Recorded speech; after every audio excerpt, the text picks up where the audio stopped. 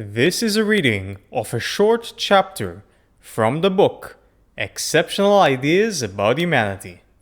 This book is available for purchase on all Amazon affiliated websites. The Hole. In the beginning, there was a hole. After all, a hole is the typical receptacle for secrets. The time was when the country was first established, and a young man sought to hide his family's jewelry. The government was collecting all things gold from the citizenry, but the precious items the man had were the heirlooms of his ancestors, and he did not wish to share them with others. Yes, the country was a democracy, but also a poor one. Yes, the man was patriotic, but risking his life in the War of Independence seemed sufficient. The hole was thus filled.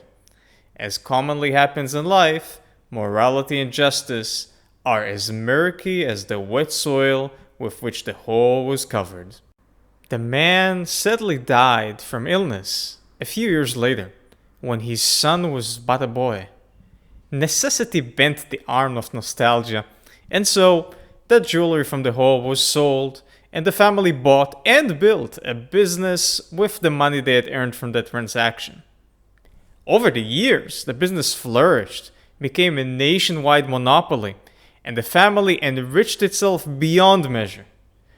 All with the money yielded by their departure from the jewelry which was once hid in the hole. Decades passed. The son of the man who dug a hole became the chief of the nation's intelligence agency, owed partly to the terrific education received from expensive private tutors in earlier years. The son remembered that a true treasure is to be placed in a hole for good luck. Therefore, the son decided to dig a hole, a really big hole, called a bunker, to safeguard all of the nation's top leadership in a time of great crisis. That place, burrowed deep into the mountains, was unceremoniously called the hole. It would have served to keep safe from everyone else that and those which were prized by the state.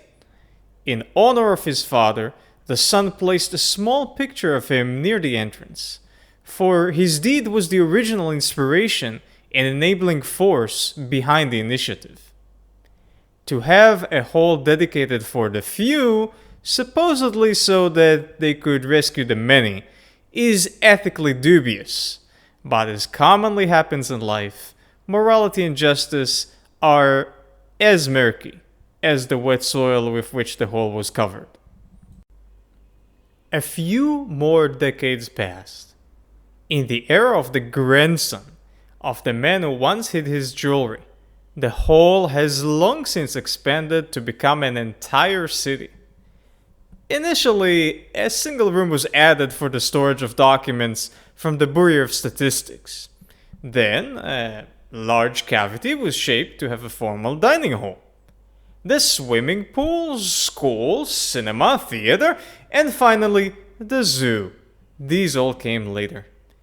Each addition catered for the needs and pleasures of the occupants, as it was understood to be unreasonable for the treasures to be kept in a most inhospitable place. As Whole City grew bigger, neither was it acceptable that it be unkempt or disorderly. The personal secretaries were the first to enter in the secret of things, for their presence was requested. In time, the families of the nation's leadership also needed room. Coming in last, even the great artists and chefs of the country were locked into contracts to serve in Whole City, which they did quite often. A pity was developed in consideration of Whole City, that such a wonderful place be used only in those rare and unforeseeable occasions of utmost distress, which indeed may never even come upon the nation, as its military was mighty and intimidating. Thus, Whole City began to host those in the know on a regular basis. In the beginning were bi-quarterly meetings, and eventually a weekly gathering was the habit. Yes, many people knew of Whole City. Many indeed had entered it.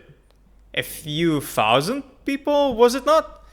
But within a nation of many millions, they were perhaps not as numerous. What else that none of them was allowed to speak of it? The secret of the whole, its revelation was an act against the state, also known as treason, and often punishable by death. Well, at least theoretically, as the state had not executed any person in 50 years, but the threat was sufficient to induce the necessary fear. And besides, to know of Whole City meant to partake in that glorious establishment, to be a member of that most illustrious of social clubs. And who would want to give up such a status? Indeed, there was no one to be found to reveal the nature of Whole City for the benefit of the rest of society. Inspired by the original whole, in time, every ministry of the government demanded to have its own whole city, and then every large municipality desired likewise. In several generations, dozens of whole cities were dug. Not that their dwellers preferred the underground lifestyle entirely, oh no! Most of them would have loved to remain basking in the sun, but the many whole cities required an industry, and that industry had long since polluted the air and the water. The powerful economy, which had once enabled the construction of whole cities, was by then in shambles, as the politicians were busy allotting and allocating resources to these tunneling pet projects of theirs.